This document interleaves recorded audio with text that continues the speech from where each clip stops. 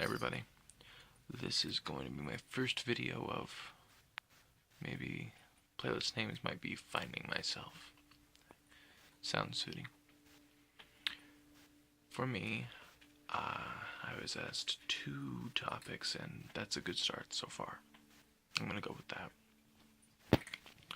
So, I'm going to start off with the first and easiest one, which is mayonnaise from my friend Mr. Mac. Mayonnaise themselves, I am not fond of at all. Like the regular brand, can't stand it. Especially the stuff that they serve at the salad bar at school. No. That stuff is horrid. I literally have to add mayonnaise or something to it in order to make it better. I'm sorry, I keep looking off. It's just I look this way when I'm trying to think. And then this way when I'm trying to remember. It's weird, but people do it. I don't know. For mayonnaise, it's too plain. Not as good as Miracle Whip. It's something in the tang of it. I don't like it.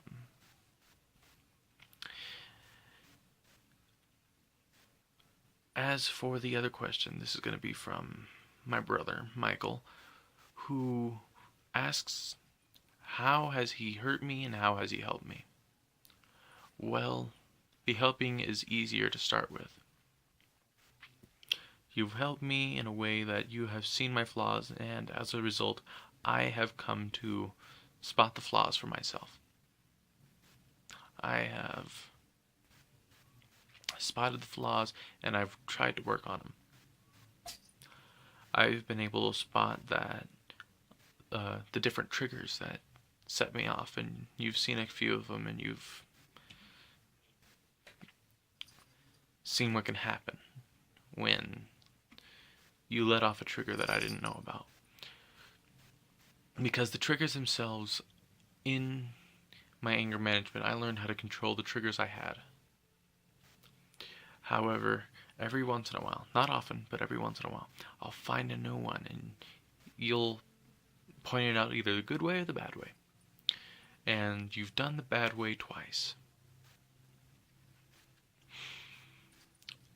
As for helping me, or I already said for helping me, but another addition to helping me is that you made me open my eyes a little bit more. You made me look at other people and see and not judge as bad as I did. I am very much a hypocrite in that because I judge people so categorically. That's a word. To where the way they walk, the way they move, the way they talk, I judge everybody by that. And it's both a good side and a bad side, because the good side of it is I know who I can hang out with, and it's safe to hang out with them. I won't be offered illegal substances and such, because I can spot the people who do it. I can take a look at them. I live in Sun Valley. What do you want? But the downside to it is that even if the person isn't in Sun Valley, even though he is possibly from Sparks or Stead or someplace around there, they sometimes defy my expectations. They break off from my categories. Hey, kitty. Yeah. Little bit kidding. Leaving. But they break off from my categories in ways that I didn't expect, but I learned from it. I learned from it because I learned that they might be putting on a second face. Maybe they're covering for themselves by making them appear that they are better and want to blend in, but really underneath, they're different, much different, very different. And it surprised me. It surprised me even. It surprises me with William. William himself, even though he's from Sun Valley, defied it because he isn't like Steven or any of the others. He's different. Because I think Steven, and if you're watching this video, the truth hurts. I know it's not a kind thing to say, but it's better that you know my opinion than not. I think that he is extremely mean, rude, and, well, it's not a person that I would hang out with because he appears to me to be too violent, too unstable, too unpredictable. But William, even, like I said, even though he's from Sun Valley, and there are good people here in Sun Valley, is nice, he's kind, he doesn't hurt people, so to speak. And it's just something I didn't expect. Because you tend to pick out the wrong crowd.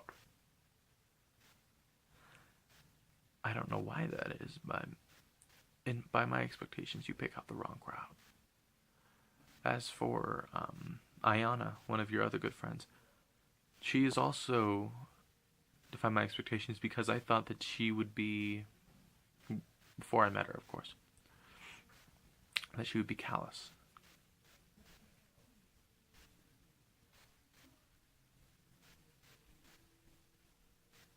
That she would be rude and mean.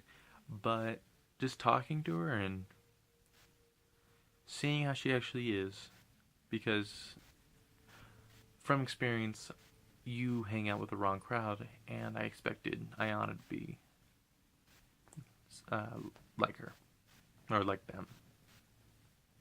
Just mean. And she isn't. She's actually very, very kind. She's talented, I should speak. I need to speak correctly. And like William, not what I expected to be.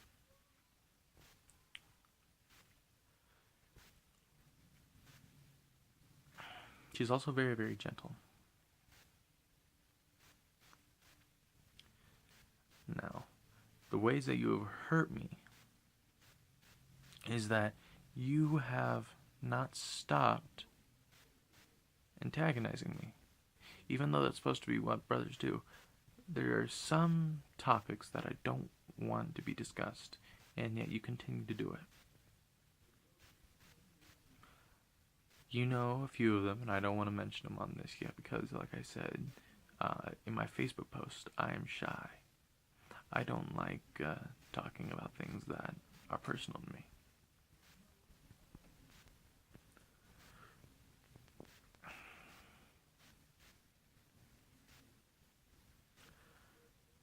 Another way is that your past and what I had to go through in order to help you through the early years of elementary, had to talk you down, had to wrestle you down, had to continue to watch out for you, made me very, I don't want to say busy, because busy is not the right word, but just stop and take care of you. And I've reverted to that job a lot.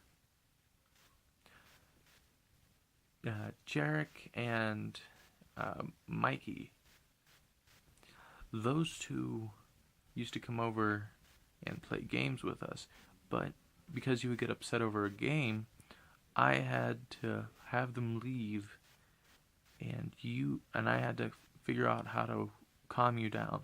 I had to figure out what it took in order to bring you out of that mood. And that caused me to become more and more antisocial. This is another one of the reasons why I'm shy. Not because of you, but because I'm used to when friends come over and want to play something, you getting PO'd and leaving. And I have to ask them to leave. You did this with Donovan, you did this with Robert, you did this with Kaya. However, Kaya I can understand. She was pretty mean. And she was one of those people that at first I didn't have my look at somebody and understand who they are. I was just, she's cute. And so once I saw who she actually was, her personality developed into something that was horrid, I didn't like it. That's the reason why every single time that you get into an argument, I don't take sides, because I'm used to telling you, don't do it. Stop. Let him be. Don't say stuff like that. So on and so forth. I'm used to it and I can't break it. Even though sometimes you're in the right, I am far too used to saying stuff that I remember that calms you down. Now that you're older, and now that you've gone through more improvements with your attitude, even though it's starting to come back because you're hitting the teenager asshole stage. I'm sorry, but every teenager goes through it. Now that you're hitting that age, you are starting to become more rebellious. And even though I was rebellious at times, I'm not even as nearly as rebellious as you are now, and I'm afraid to see what happens when you're my age. Because I'll be, 4 years, and you're 7. I'll be 21. I'll be old. Oldish, our cousin. But it's just, when you get used to saying no to something that you had to do throughout your entire childhood, to somebody that has pushed it too many times in the past, it's hard to let it go. You're still used to that one person that you just had to have your friends leave every single time that they came over, just so that way you can calm down and figure out why you are mad, why do I have to tell you no, and why do I have to treat you the way that I had to. It's hard to break the habit. And I'm trying to stop it. That's why instead of, while you're in your arguments, instead of saying, don't say that, I am being neutral, even though it's the wrong feeling for me. I stay out of it. I let it be because you are 14. At that age, I didn't get the don't do that. I got the fix it yourself attitude. And I was used to it. Because Dad at one point told me that nobody cares for my feelings. And that really influenced me really, really badly, to where I am afraid to get a job because I'm afraid to talk to people.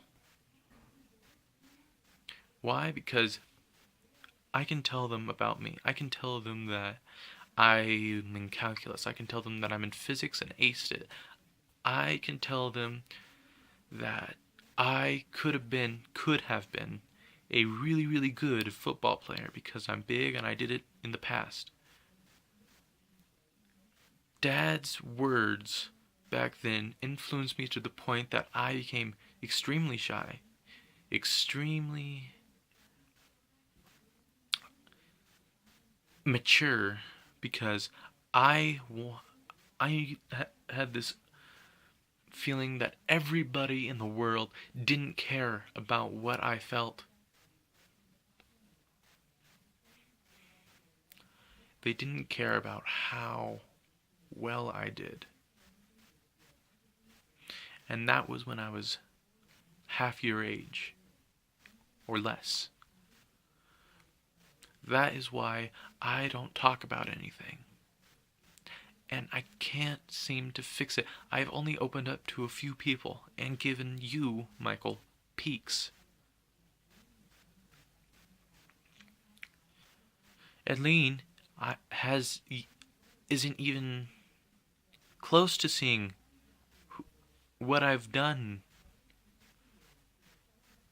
I am still in my nutshell with her.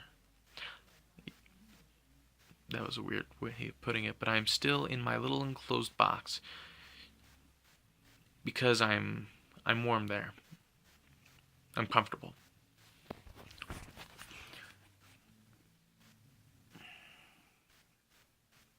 Now, it's not to say that I hate you. It's not to say that I don't like you, even though sometimes I really want to hurt you. It's to say that in your past, it has influenced how it is today. It has influenced it to the point I can't. When you make your case, I'm like, yeah, that's right. But I can't seem to break the idea that you are wrong. Because in the past, you most of the time were. Now, you're starting to mature. You're starting to figure out, this is not wrong, this is right, let me go do it. Like, Mom, she, when I was your age, didn't let me go anywhere. But now that you have friends, now that you have people in the neighborhood that you can walk with, you're fine because you're only 5'8", 5'10", something like that. Well, I am 6'4". There are very few people that want to pick up a nearly 300 pound, 6'4" guy. Because the average population height is 5'10", 5'11". I am 5 inches above everybody. And I have a feeling that Mr. Mack is watching this still. I'm pretty sure that people don't want to kidnap him either. Because he is taller than me. People don't want to kidnap tall people. And I wonder why that is. But I didn't get those. I didn't get those privileges that you have now because I didn't have a friend. My only friend was Ethan, and he wasn't around that much. Or I lost interest in him. And it's a horrible thing to say, it really is, because I really don't want to say, oh, I got bored of him, so kick. Because that is a very, very cynical way of looking at it, looking at your friends. I really don't want to say that, but at times it was.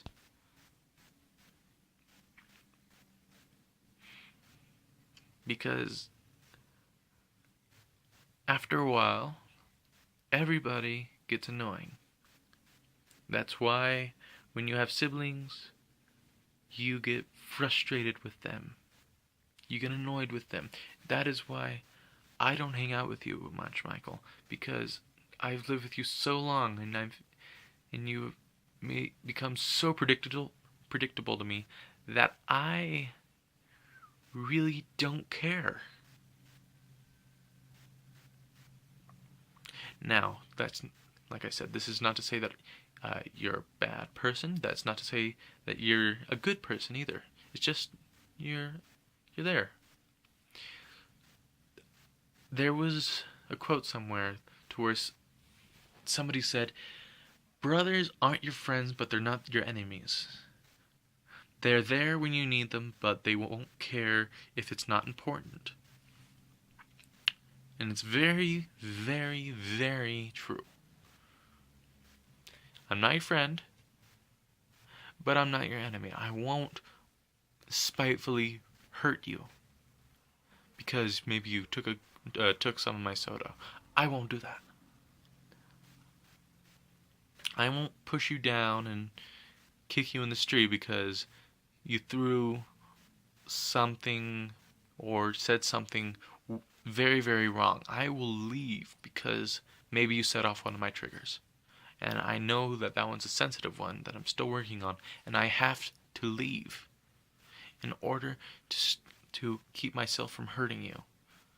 That is why I haven't gotten into a fight in 5 years.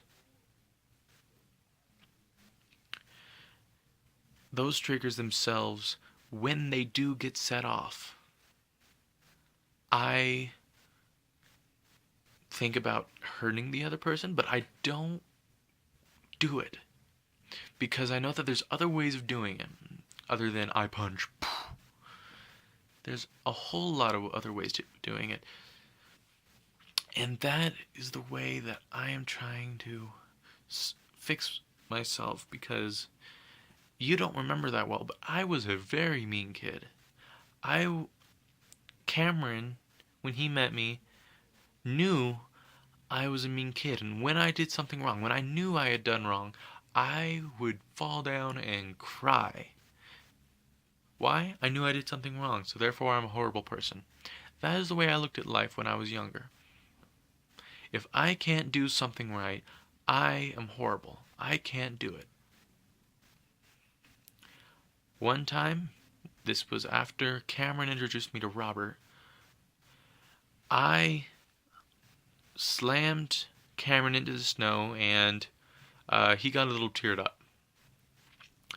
I, however, looked at him, got extremely sad, went inside, and bawled my eyes out on the couch. Now, this was when I was like 11 or 12. Because no, not even 11 or 12, because Cameron left, 11 or 12, yeah.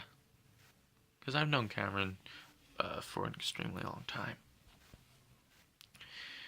And they had come in and tell me that I didn't do anything wrong. It was just an accident that happened while I was playing. Well, it was true.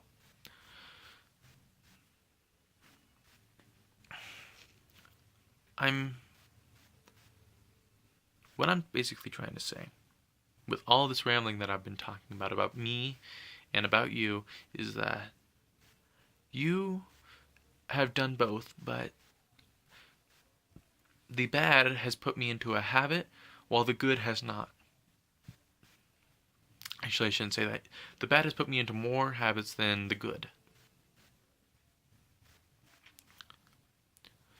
And I hope that that makes sense. I really do. Because it would be horrible if it didn't make any sense. And most of the time when I explain it like this, it doesn't to people. And I don't know why. Like I've told people that when I see somebody sad, I get even more sad because I have empathy that rivals most people. That is why when your friend was crying on the at Hug, I was extremely sad because I didn't want that person to be hurt. That's why I have that post on. I wish I could think of something else to say that isn't on the spot, because I can do awesome at convincing people not to do something stupid. I've done it twice through text, but through the voice, I can't seem to get the words out of my throat.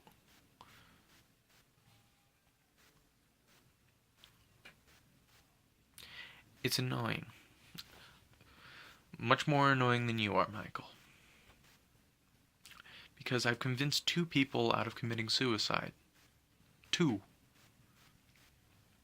And at times, it actually got really, really rough. And they actually had to open up to me. And the only way that a person will open up to you is if it's a 2-way street. You have to open up to them, and then they will open up to you because you have some of their secrets. Therefore, they will feel obligated to share theirs. while this might seem like a manipulative way of doing it, it's for the better, because it actually gets some rough stuff off of my back that I've been holding for an extremely long time, while they also do the same thing, and we find out a little bit more about each other. We get a little bit more connected to each other. The first person I did this to was Angela, and after I got extremely angry because one of my triggers got set off, I stooped so low. You saw me, Michael. You saw how bad off I was after that. I wouldn't talk to anybody. I was barely able to eat. It literally took Haley, you, Dad, and Mom to perform as much kindness as they could in order to ease it up. Even though Dad didn't say, I'm sorry, I know what he was meaning by everything that he did. He took us out to eat. He walked us around the store. And he tried to make jokes. Tried. I knew what he was doing, but at the time, it was just another one of Dad's antics. Haley was just trying to be as goofy as possible, and you were trying to comfort me. And Mom was trying to figure out what was happening and trying to comfort me as well. It took all of that in order to at least bring me out of that area and more into just a very, very mellow state.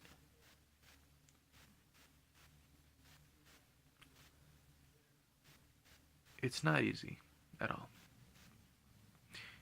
It's not easy when you have enhanced empathy. And I know they have a specific name for it, and Sean Karp has brought it up a few times in some of his videos, which hopefully if I can remember, we'll post on the little thing below. But when he talked about it, I knew what he was getting. I have some of that. When you feel something like that for somebody, and you hear that they have a problem, you want to help. You want to figure out, how can I help them overcome it? How can I help them overcome the small obstacle?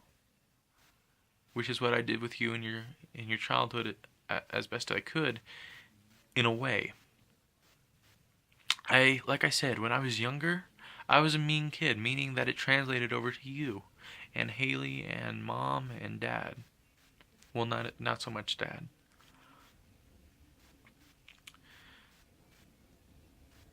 Back in elementary, people were trying to get me into juvenile hall because I was horrible. The principal literally asked every single person I got into a fight with if they wanted to press charges against me. And it took a very, very long time for me to figure out how I could fix it. It took me 5.5 years.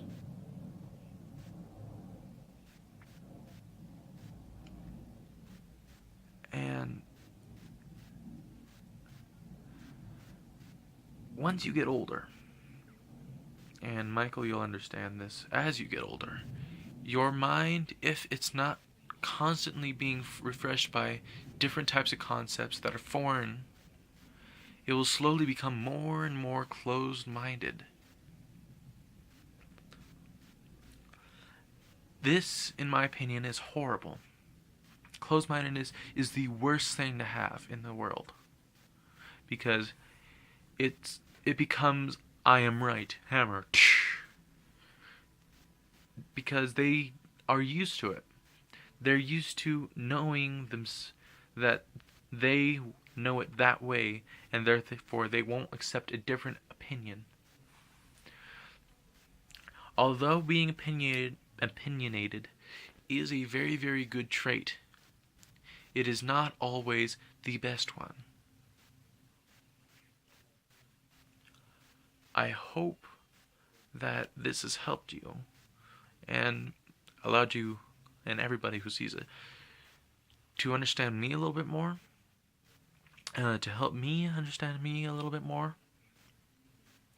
and just so that way I can try to find myself, because I don't know who I am. People will say, you're Travis, you're TC, but I myself don't know where my gifts lie. I don't know who I will be. I am not confident in the whole computer programmer thing anymore, because I chose that when I was 7.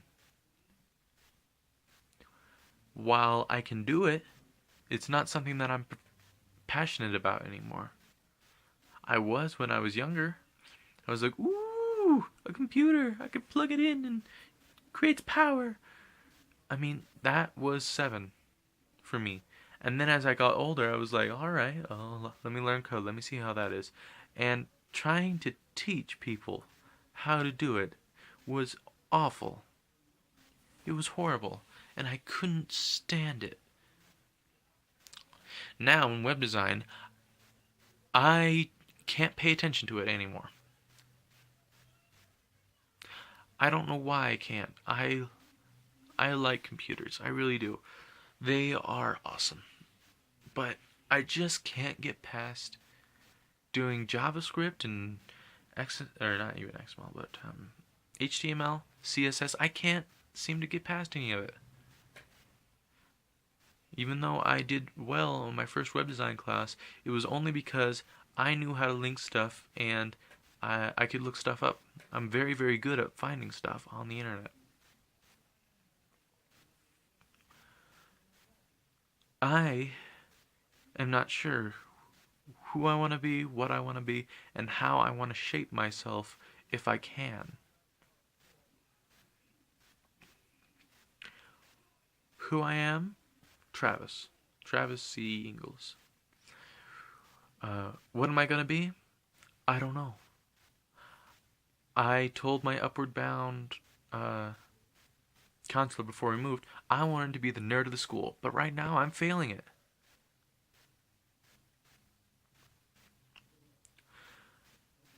And how do I want to shape myself? People already think of me as a good person. People think that I am kind. They think I watch out for other people, but all that came naturally, so to speak.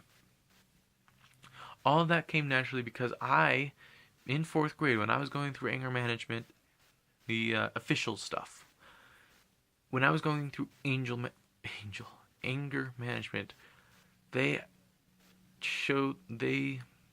put the fear of God in me, so to speak. But that wasn't why I did it. I did it because I didn't want that problem anymore. I wanted it to be in my past and left there, and not to be seen again. And I struggle with it every day. I still have anger issues, and Michael has seen it. He has seen me explode. And he uses it against me. And yes, that's another reason why not another reason why, but another way you've hurt me is that when you bring up my flaws and you use them to get a low blow on me, that just, it pulls the trigger back out. It pulls that trigger back out because I think of what I did and I didn't want to be that anymore, and now that becomes a trigger. Because you bring back one of my flaws that I thought I had fixed, and I really didn't. So this is approaching 35 minutes, so this is Travis, wondering who I am, video 1. Bye.